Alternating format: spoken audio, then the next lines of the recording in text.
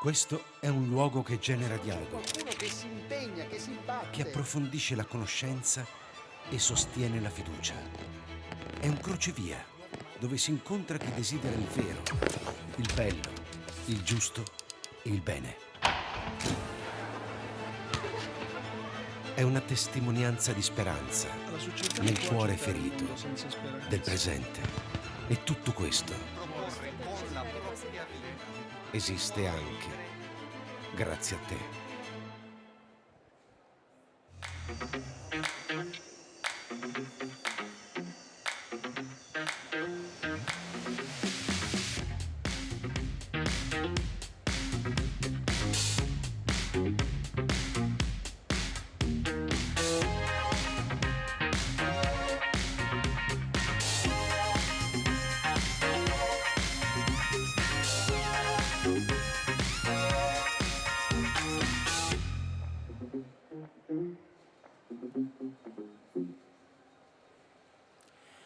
Good afternoon to everybody.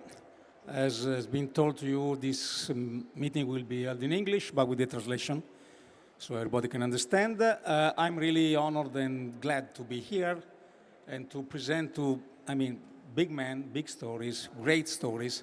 And I think that will be really a great meeting because we are going to meet two experiences that are different from a certain respect, but on the other side, that can really tell us what means to take care, to look at the world in a way that you just finalize and focus on the good. On my right, there is Lord John Bird, member of the House of Lords and founder of The Big Issues. Big Issue is a magazine, and is a magazine that has been founded by John when we started to be, being a former homeless himself. And he decided to found this magazine in order to help the other homeless people and to give them the opportunity to move from the situation where they were. Okay, on my left, Magnus McFarland Barrow. That is the founder of Mary Mills. Mary Mills is a big charity. Magnus will explain what they are doing. But what is important to know is that Magnus decided to start this initiative, this charity, okay, giving up what he was doing before as a member of the entrepreneurial family. So it's another great story. And if you look at the title, and that will be part of our discussion, the stories we are going to talk about are stories where we will try to understand what means charity, what means justice, and what is the relation between the two. Okay, we can start. It's been too long. We'll start with John. Same questions. First of all, I think that it's important and really interesting for the people to know who you are and your what your social enterprise, The Big Issue, does. John, the mic. Hello.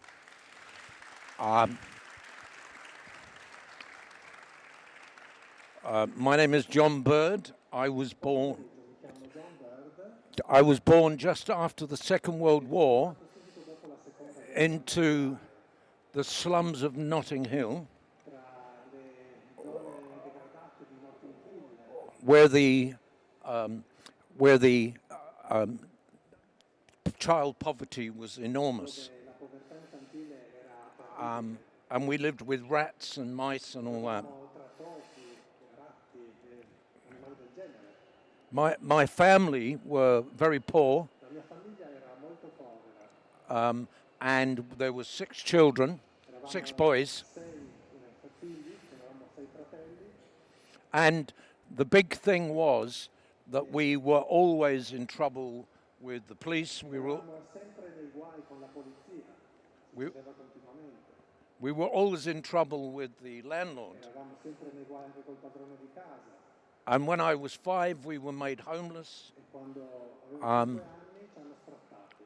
I ended up with my brothers E sono finito con i miei fratelli in a Catholic orphanage in North London, in un orfanotrofio cattolico nel nord di Londra. run by the Sisters of Charity, Era gestito dalle sorelle della carità, who looked after us for about 3 che si years. sono occupate di noi per circa 3 anni.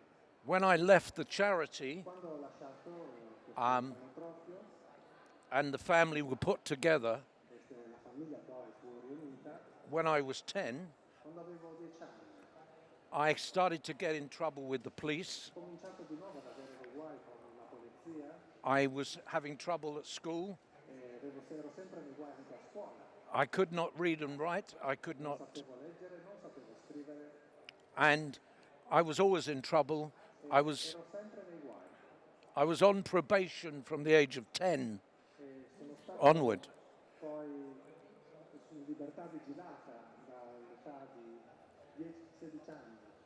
I was going to the court, and I was put in boys' prisons and Devo andare in tribunale, boys sono stato poi messo in riformatorio, and reformatory, etc. carceri giovanili, I was told not to go to school, e mi era stato detto di non andare a scuola so I went stealing, e quindi ho cominciato a rubare. and I ended up eventually getting 3 to 5 years for Alla fine mi hanno condannato da 3 a 5 anni receiving money under false pretenses. per aver incassato dei soldi sotto un falso nome.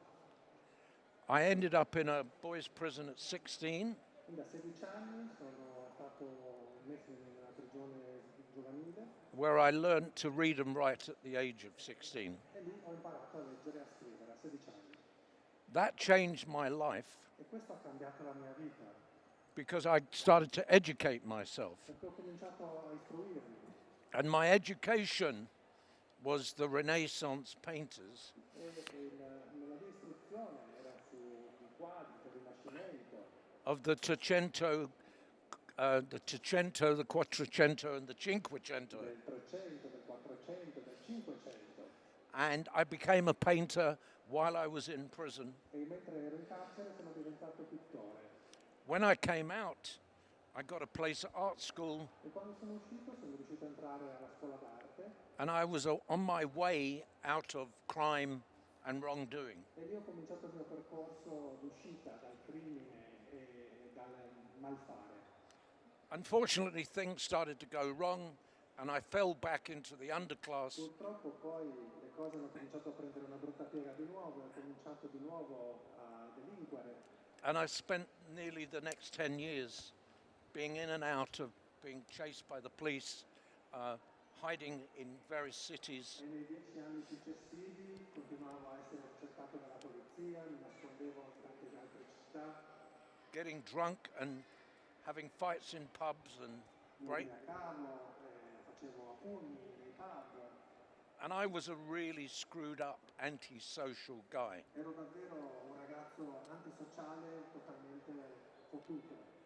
I got rid of my Catholicism, I became a Marxist, E mi sono totalmente dimenticato del mio cattolicesimo, sono diventato marxista I then became a thug, a bully, e poi sono diventato un bulletto to help convert people to Marxism. e volevo convincere altre persone a convertirsi al marxismo. I kept getting into trouble, but then in my 30s, I was married for the second time. I had 3 children, Ho continuato a cacciarmi nei guai, ma poi a 30 anni mi sono sposato per la seconda volta e ho avuto 3 figli. and I started to look at the things that I'd been through, E ho cominciato a pensare a tutte le cose che avevo passato and if it would be useful, if I could find a way of being useful and do pastoral things. Volevo capire se c'era un modo per rendermi utile e fare delle attività pastorali. What fascinated me is I was very poor. I was uneducated. E quello che mi affascinava era che ero estremamente povero, ero ignorante, But I was basically a good human being. però di base ero un buon essere umano. Wouldn't it be wonderful if I could help people who were going through what I had been going through? Quindi non sarebbe stato bello poter aiutare altre persone che stavano attraversando quello che avevo passato anch'io? I met an old friend who gave me the money to start a street paper. E quindi un mio vecchio amico mi ha prestato dei soldi per dare inizio a un'attività di questa rivista da distribuire per strada. And the street paper was interesting because it gave people work and it got them out of trouble, E questa homeless rivista people. era un'attività interessante perché dava alle persone senza tetto un lavoro, proprio un'attività per ricevere dei soldi e uscire dalla situazione di essere dei senza dimora. We started that 34 years ago Ed è stata avviata questa iniziativa 35 anni fa. and we spread it throughout the UK, L'abbiamo diffusa in tutto il Regno Unito, throughout Europe. We spread tutta Europa. it to Italy, È arrivata anche in Italia, Terra di Mezzo in Milan, and terre di mezzo, a Milano, into Spain, into anche in Spagna, Japan, in Giappone, Taiwan, a Taiwan, Korea, in Corea, South America, in Sud and America North America. e anche in Nord And America. we built this international network Abbiamo creato questa rete internazionale which took homeless people and gave them a second chance. che ha dato una seconda possibilità alle persone senza fissa dimora. We built a investment business Abbiamo creato un'attività di investimento called the Big Issue Invest, chiamata The Big Issue Invest, which enabled us to invest in other people who were doing che ci ha things permesso di investire in altre persone che svolgevano delle attività to give people in need the justice of another opportunity. e così dare alle persone bisognose la giustizia di una nuova opportunità. We invest in over 500 companies, social charities in the UK. Investiamo in oltre 500 imprese e attività, associazioni di volontariato nel Regno Unito. In 2000, we started something called Big Issue Invest to enable us to do this wonderful extension Abbiamo cominciato nel 2000 con la Big Issue Invest proprio per dare questa estensione incredibile of using the kindness to strangers in a positive way. per usare la gentilezza nei confronti degli sconosciuti in un modo positivo. 9 years ago, I volunteered to become a member of the House of Lords. E 9 anni fa mi sono proposto per diventare membro della Camera dei Lord. And the reason I did that was because I realized that all the work that we were doing was Il motivo per cui ho fatto questo è che mi sono reso conto che tutto quel lavoro che avevamo fatto often destroyed by government policy. spesso veniva poi distrutto dalle politiche governative. So I went into Parliament in order to bring about change in Parliament. Ecco perché sono entrato in Parlamento, per continuare a portare avanti il cambiamento in Parlamento. John, if we can. And I'm going to shut up there. Sorry. No, we can. I mean, we can go on with the other question. The same question to Magnus, because it's a different story, but another great story, very different. Yeah, very, The very stage is different. yours, yeah. Yeah, it's great to be here at this amazing meeting. First of all, I'm first of all I'm a husband and a father and now a grandfather. I grew up in a very small village in the Highlands of Scotland, and I still live in that same village today. When I was growing up, I was very privileged. When I listen to John's story, it makes me think about how blessed I was to have a very stable, loving family upbringing. When I left school, I went off to university to study history. But I was chronically shy. I really lacked confidence. And I couldn't make the adjustment from the small village to the city. So I came home and I became a fish farmer, a salmon farmer.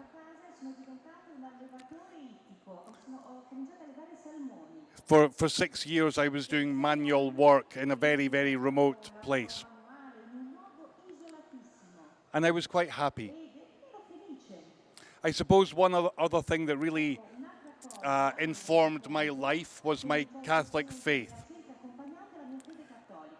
I had gone with my family to Medjugorje in Bosnia-Herzegovina in 1983, when I was only 15 years of age. And we had an experience there that really renewed our faith. It led my parents to turn our home into a house of prayer, a Catholic retreat center.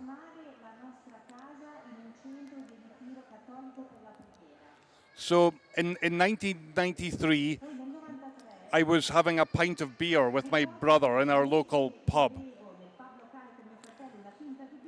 I was 24 years old. And we were talking about this report we saw on the news about how refugees were suffering in Bosnia at that time.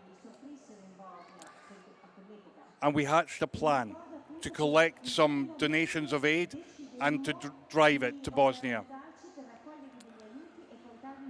And we did that. I always describe that as the first miracle in the story. It was the first time my brother and I ever made a plan over a pint of beer that actually happened. So that was amazing enough. But when I came home, I expected to return to my job on the fish farm. And I discovered that God had a completely different plan. Because when I returned home, there was this mountain of food and clothing that people just continued to give. I couldn't stop this outpouring of generosity. And so I prayed about it, and I gave up my job, and I sold my house, and somebody gave me a truck. And I just said to God, I'll keep doing this as long as there are people who need help, and as long as people keep giving. So here we are. Over 30 years later, it never stopped. First 10 years of this work was called Scottish International Relief. We were doing lots of emergency work all around the world. And then in 2002, this work of Mary's Meals was finally born. It was born when I met a young boy in Africa, in Malawi. And it was a time of great famine, of great hunger in Malawi. This boy's father had just died, and his mother was now dying. And I asked the boy called Edward, what's your hope? What's your ambition in your life? He said, I would like to have enough food to eat, and I'd like to go to school one day. That was all of his ambition at 14 years of age. And it was really his words that ignited this work of Mary's Meals. We simply provide one good meal every day in a place of education for the world's poorest children. Children like Edward, who are missing school because they're begging for food, because they're working, because they're unable to concentrate and learn because of their malnutrition. We began by feeding 200 children in 2002. And today we've grown so that just this day, over 3 million children have eaten Mary's meals this day and every school day. And all of those meals are cooked and served by local volunteers. The volunteers who live in the same community as those hungry children. And the food that we serve is food that is grown and produced locally. So we're helping the local economy. So Mary's Meals is both about the immediate need of the hungry child, and it's also about tackling the underlying causes of poverty. So I'll stop there, Marco. No. Thanks, Magnus. What is unbelievable for me is that you can see that two completely different stories, two different lives, completely different, but the good is there. Happens, you know. Somewhere, sometime, okay, happens. And that's great. The second question, I would like, our guests to talk no more than 3-4 minutes, if it's possible, because we have time. What is 3 or 4 minutes? Yeah, I will stop you, John. So, no. The point is that following this description of the stories, what I would like really to know is the why, the deep reason why both of you decided to do what are you doing. Well, what's interesting about Magnus's story is he identified children as a source of opportunity to influence justice and charity. And he did that around schools through food. So what he did was he allowed children to have a future. When I was without a future in the prison system, I was given something which nobody else in my family had ever been given, which is education while in prison. Learning to read and write, learning to gather skills, printing skills, art skills, reading skills, the ability to be a big mouth, to increase my confidence. So we are there trying to give people a future. I chose the area of the disenfranchised, the broken, the people living on the streets, because they were committing crimes, because they were breaking the law, they were prostituting themselves, they were robbing, they were begging, and they were profoundly lonely and lost. They were the people that I was like 10 years, 20 years, 25 years before. So I identified how could I help these wretched people to give them hope and a future. And the reason why was because I had a bent, an interest in pastoral care. I was interested in the words that inspired me as a child to believe in Jesus when I did not believe in adults, when I did not believe in my parents, when I did not believe in policemen, when I did not believe in teachers, when I did not believe in the general public. And that led me eventually to interpret the words of Jesus to pick people up who had fallen. That's why I did it.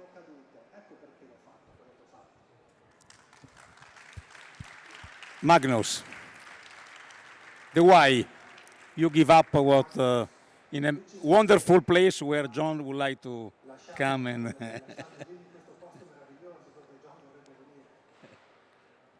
Well, yeah. Thank you first of all for the question, because I think it's a really important question that we should keep asking ourselves as we go on. Because I'm sure many of you here are involved in different good works. And sometimes I find as the years go by and things grow, we can forget why, or we can lose sight of the why. So thank you for asking again. It made me think again today about that. I mean, I suppose in the first part of that story I shared, when I tried just to do one small thing to help people in Bosnia, it was that thing that I'm sure we've all felt in life, simply seeing people who are suffering and feeling this desire, this thing in my heart, I would like to help. That's normal, isn't it, for all of us? But then I suppose the second bit was thinking, well, I could do something. You know, this war's in Europe, which felt very strange then, to have that kind of humanitarian crisis so close. So my brother and I thought, well, we could do something. It might sound a little bit crazy, but we could get in a truck and drive some aid there. And then it was a series of surprises after that, of I feel God constantly surprising and asking the next question. And I suppose in a similar way, when this work of Mary's Meals was finally born through the words of that child that I just described, it was the same thing. It was that that compassion for the hungry child.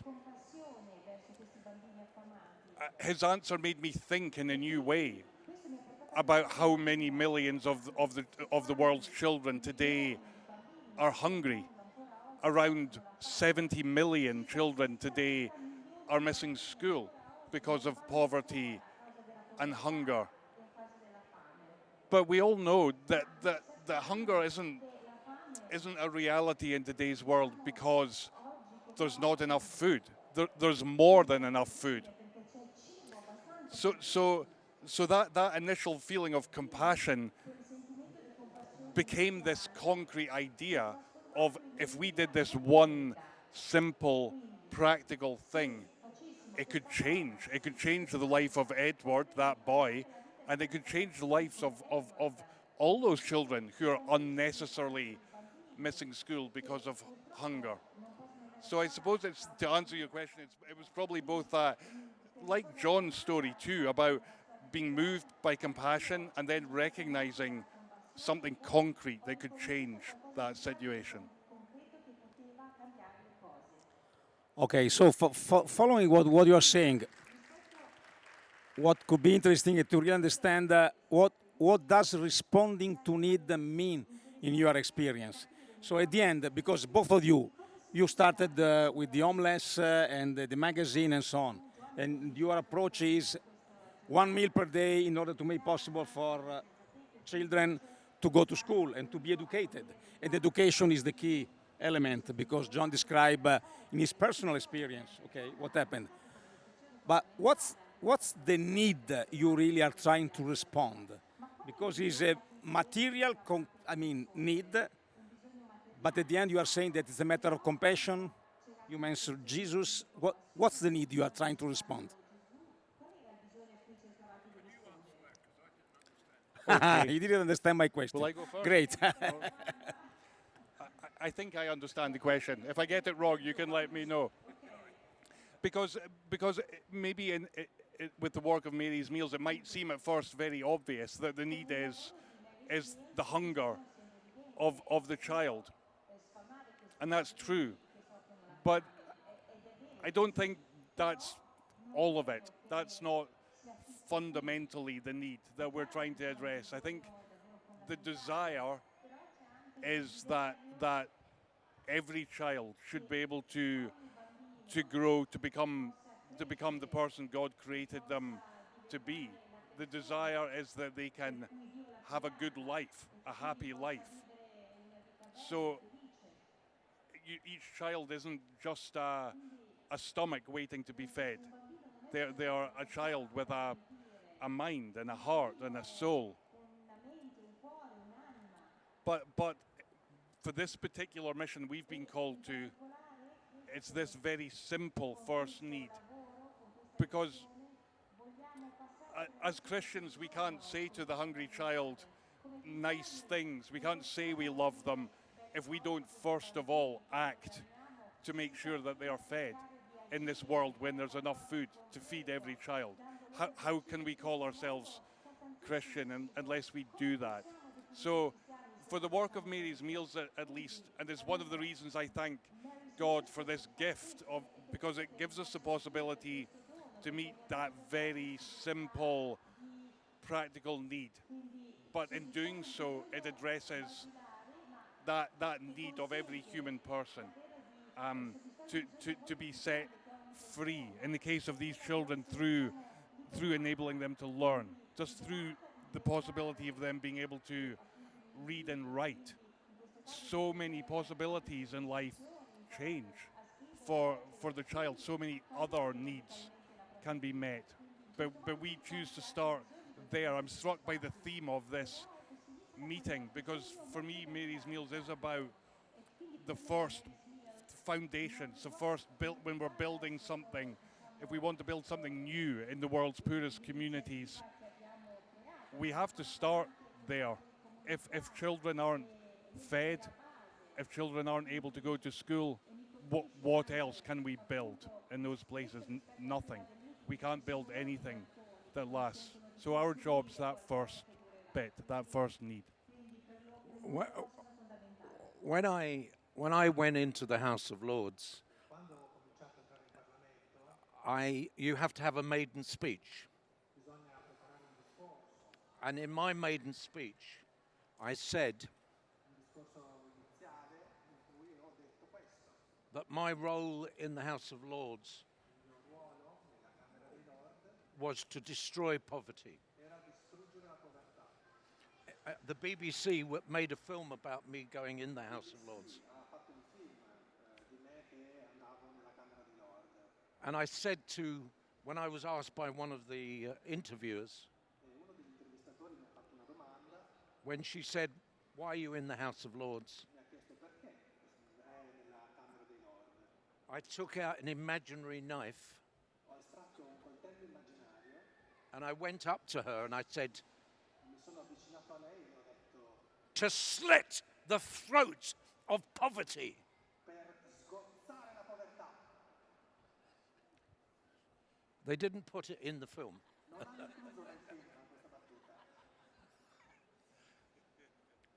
So I have delusions of grandeur. Quindi ho avuto I am a broken heart un who is surviving. spezzato, un delirio proprio di grandezza.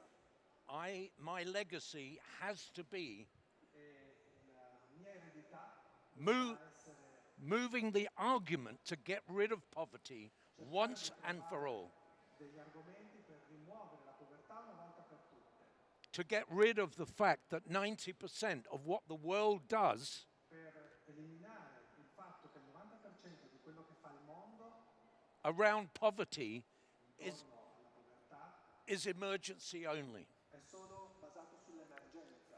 You have to deal with the emergency. Bisogna gestire l'emergenza.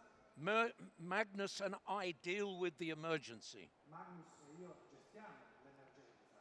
But until we get people out of poverty by education and by opportunity, Riusciremo a togliere le persone dalla povertà con l'istruzione e con delle opportunità. then we are treading water. Saremo lì a fare un buco nell'acqua. So I believe very, very strongly Quindi credo fermamente in the poorest amongst us. nelle persone più povere tra noi, Whether that person is a prostitute, che si tratti di una prostituta a murderer, o di una persona che uccide, un assassino a thief, o un ladro, a liar, or a cheat, oppure una persona, un imbroglione or just a poor person who cannot make ends meet. o semplicemente una persona povera che non può arrivare alla fine del mese. I believe very strongly if we address the problem of getting rid of poverty, Credo fermamente che se riuscissimo a eliminare il problema della povertà, turning the tap off, chiudere questo rubinetto, then we could revolutionize the world. allora potremmo rivoluzionare il mondo. Poverty was invented, if it was invented, La povertà è stata inventata, se è stata inventata, to test us all, per metterci tutti alla prova, to make us human. per farci umani. And unless we respond to dismantling poverty, destroying poverty, Se non rispondiamo cercando di distruggere, smantellare la povertà, then we're really not going anywhere as non a, andiamo da nessuna as a parte species. come specie umana. So I want to get rid of poverty, Quindi voglio and I'm working on eliminare la povertà prevention and cure e sto lavorando su to add that e cura to the emergency, per poter aggiungere anche queste cose to all'emergenza, to end the tyranny of per porre termine alla tirannia of inherited poverty, which condemns our children ereditata to repeat the problems that their parents have lived in. che hanno vissuto i genitori si ripetano anche per loro. Thanks, John. So what John was telling us is, let me say, summarizing, let's say, his approach, that is give end up and not end out. So really help people to move on from the situation where they are. Cambiare la situazione in cui si trovano. And what described by Magnus is the same, okay? Ha raccontato Magnus, è la stessa cosa. So now the last question is the last. Let's see, but because of what you just said, what's the relation between justice and charity? Charity in terms of love, so in the meaning, because in my experience, quite often justice could be unfair.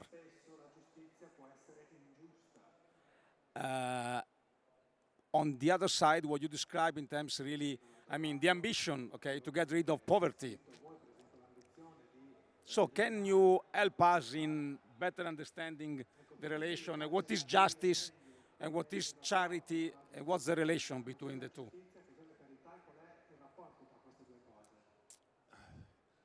Yeah, I think it's another great question. Because I think John described it very well when he said in our work, we're both dealing with the emergency. But always when we're dealing with the immediate human suffering, we all of us start to think why this suffering, and what can we do to stop it happening again. And so I think it's really a wonderful thing that we see all these different works emerge in the world that are tackling different aspects of injustice. Even in our works, I see more and more so much of the hunger that we are meeting. So many of the children who are starving, literally today, are doing so because of war, are doing so because they've been evicted from their homes. And of course, when we see that, we should think, why? Why is that happening? Where is the justice for those children?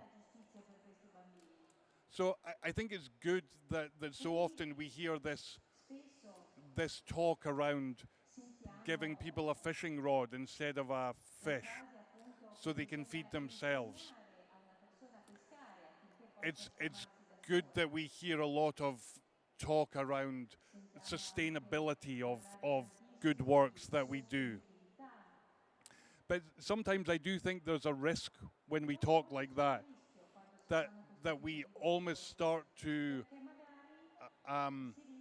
think of basic charity as something inferior, something we should maybe leave behind to move on to that more important work. But actually, I see it maybe the other way round. That charity is love, isn't it? There isn't anything more important. I think it always has to stay the beginning and the end of all these initiatives that we're talking about. I suppose I would say justice is essential. Charity's even more than that. Charity in its love is concerned with the whole person, with every aspect of other people's lives. Charity isn't just interested in the basic, essential things. It goes beyond. And of course, charity, if it's genuine, desires justice. I don't know if that answered your question a little bit, because it's a complicated topic. Let's see what John. And then you can start a debate. The question is, the question is the relation between justice and charity, in your experience. I have never been involved in charity. I created a social business to give people an exit out of crime and the streets. I set up my company as a business response to a social crisis.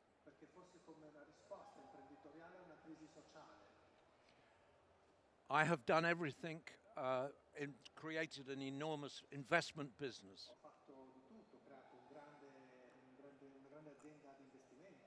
And I have spent hundreds and hundreds of hours with businessmen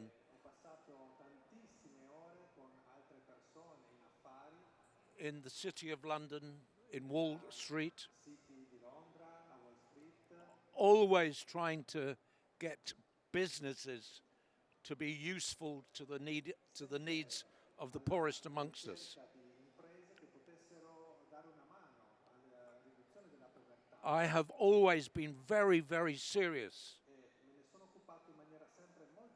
at being a social business. But if you look into the entrails, if you look into the DNA of the big issue, of the big issue Invest, with its 500 charities and businesses that we have helped to sponsor, in essence, we are a charity in all but name.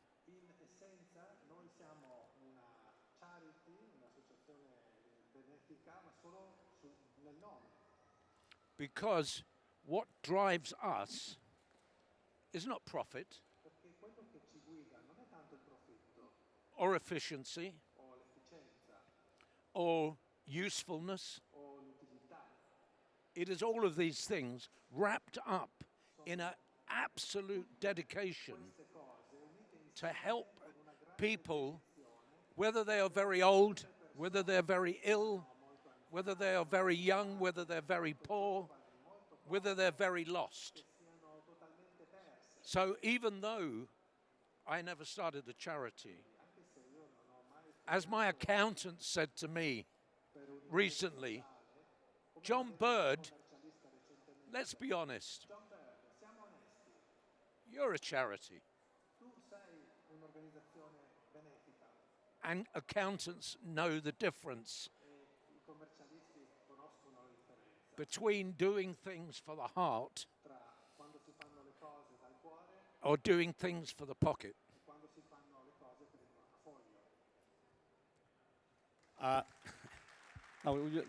That's interesting because, I mean, it's been already mentioned, but from the legal perspective, in terms of legal entities, The big issue and Mary's Mill are different, as John was pointed out. So the point is that on one side we have a social enterprise, and what he mentioned in terms of business and so on. On the other side we have a charity, okay?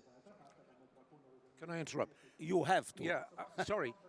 A social enterprise simulates capitalism, business, but all the profits go into our work. It doesn't go to the shareholders. There is one shareholder in the big issue, and that is me. I do not get investment. I do not get shares. I do not get profits. They go back into the company. So in that way, it is very much like a charity. Okay. Yeah. Okay, but what I was trying to say is that okay, two different legal entities, and what is interesting for me, looking at Italy and my new experience in the Banco Alimentare, is try to understand what we can learn from you, also considering that let's say the legal framework of UK is different from the Italian one. And so, I mean, John, you explained very well in terms of what is the DNA of the activity that could be, let me say, recognized in one legal entity or in the other one. Because we have 5 minutes more, a question that's really interesting for me. The point is, okay, considering what you describe, what about the fundraising? How you collect money? How you get the money you need? You already said something about the investment and so on. Because in Italy, I mean, the system is mainly based on the public funds provided by the European Union, the national government, and so on. As far as I understood, you don't get any public funds. So interesting to understand how you do it.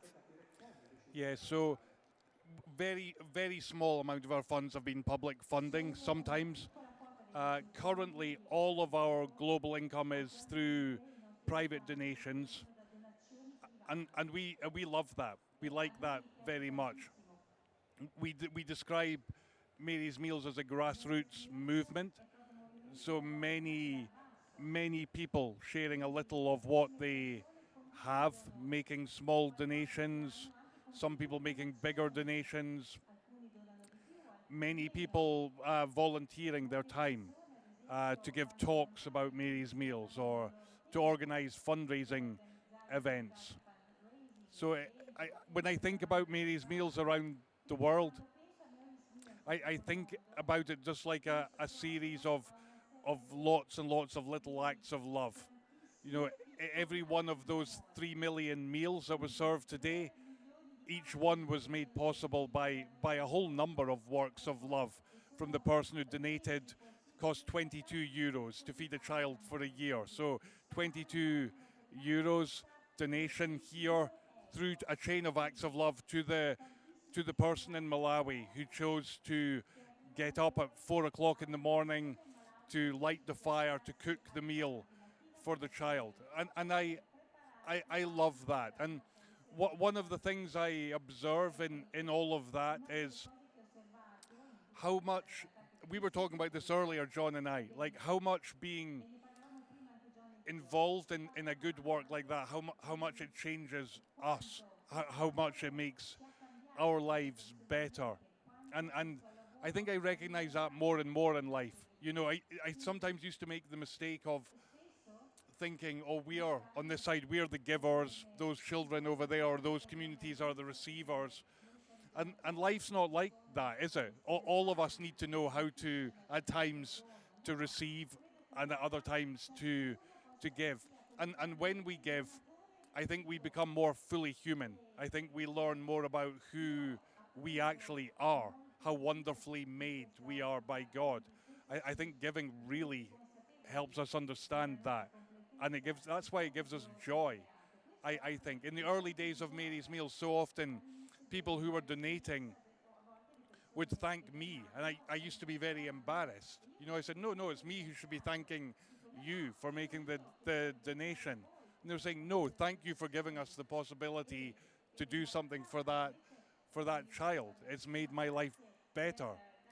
So that's another reason why I think charity isn't something to be looked down on, or isn't something that's old-fashioned. It can be the most beautiful thing for all of us when we do it the right way. Well, the big issue is a trading organization. We get our money by trading, selling our papers on the streets, selling advertising in our magazine, getting sponsorship for using our brand association, and all that. We are increasingly beginning to work with the government because the government is running into problems of getting people out of poverty and into work. And we have created a new business called Big Issue Recruit. And Big Issue Recruit, if it goes the way the government says, will be paid to help people be recruited back into work. So we will get our first real money from the government because we will be a supplier to the government.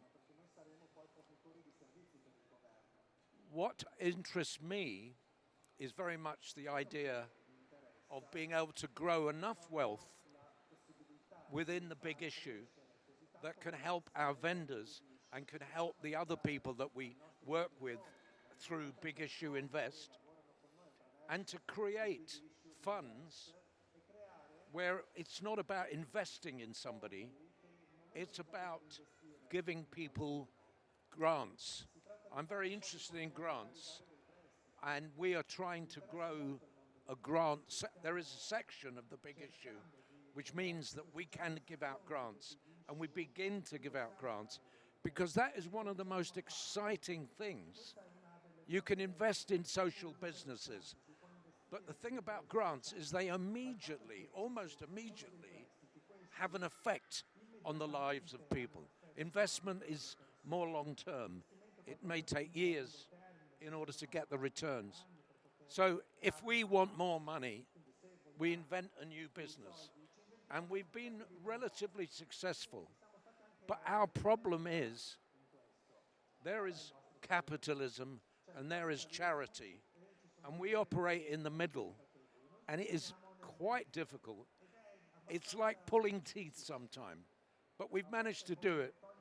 Our turnover is in the region of about £10 million a year. And our investment over the years in these businesses has been about 100 million. So we are, in a sense, in a position to grow and to develop and to bring in lots of other partners. But we will always try and get our money not from the public, because we want to leave the money going into charities. We always want to find a way of getting money through trade. Trade, not aid, has been one of our biggest things. It is very difficult. It's worthwhile. And thank you very much. Thank you. Thank you, John. Thank you, Magnus. We are at the end of our meeting. Unfortunately, 1 hour, no more. But that means that talking at the lunch, we said that's the first meeting. We'll think about next year. And let's see, because my hope really is to have the opportunity to keep on and continue to keep in relation with these two guys in order to, first of all, to learn, but also try to do something together. I don't know what, But let's see. Thank you very much. In italiano, siamo alla fine. We are now got to the end of this session. I'm giving this announcement in Italian. Each of us can give their contribution to the meeting, which can be critical because every gift that is given is a brick, as in the title of the meeting, to be able to keep building places of encounters like this. There are the Dona Ora, Donate Now stations in the Trade Center. So I invite you all to support us. Remember that meeting is a third sector entity, so you can have tax relief if you donate. Thanks again and see you next year. Sorry, there is a, I mean, There's a little. I am a showman, and I love to sing. So I want to sing a song. I was thinking it was a joke. No, you're serious. When you give me a microphone, I have to sing. But I'm not Frank Sinatra. When I do my talks, I often end my talk with singing one song, which if you understand the English, it's a pop song.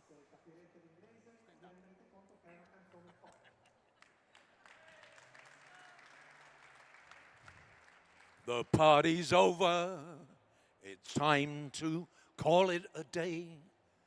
They've burst your pretty balloon and taken the moon away. Now you must wake up, all dreams must end. Take off your makeup, the party's over, my friend. Thank you.